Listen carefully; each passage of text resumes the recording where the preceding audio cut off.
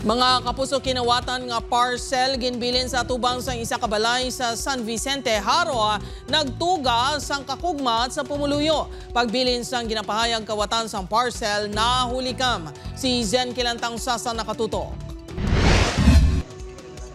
Napuhag ang mga residente sa barangay San Vicente, Haro, Iloilo City kainasang aga. Ini matapos nga may makaduluda nga parcel nga ginbilin sa gwa sang isa ka puluyan kaginpatihan sang kadamaan nga isa ka eksplosibo. Sunod sa tag-iya sang balay, nakibot na lang sila nga mayara sang parcel apisar nga wala sila sang may gin-order. Ginreport nila ini sa barangay kag kapulisan. First time na nangyari.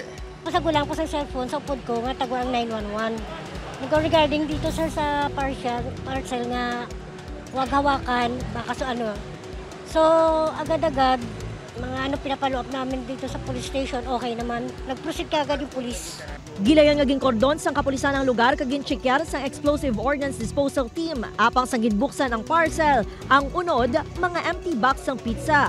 Nagwa sa investigasyon sang kapulisan nga ang nasambit nga parcel ang ginkawat sa apartment sa barangay Argelias, Haro kag ginbilin sang suspect sa San Vicente. Sa CCTV footage sang barangay, makita ng lalaki nga ini nga ginahakwat ang parcel. Dugay-dugay pa ginbuksan sini kag ginlingling ang unod. Sang ulihi, ginbilin sang lalaki ang parcel sa kilid sang balay. Posible nga nadismay ang lalaki sa nakita nga puros box sang pizza ang unod sang parcel. Ang nakita ma'am, lalaki nga nagakalo, puti or off-white, naka-short siya off-white, black shirt, t-shirt, and then naka-chinelas. So, amo nang follow-up to na. May person of interest ng kapulisan nga ginahibalo pa kung may kaupdanan pa ini sa pagpangawat kag pagbilin sang parcel.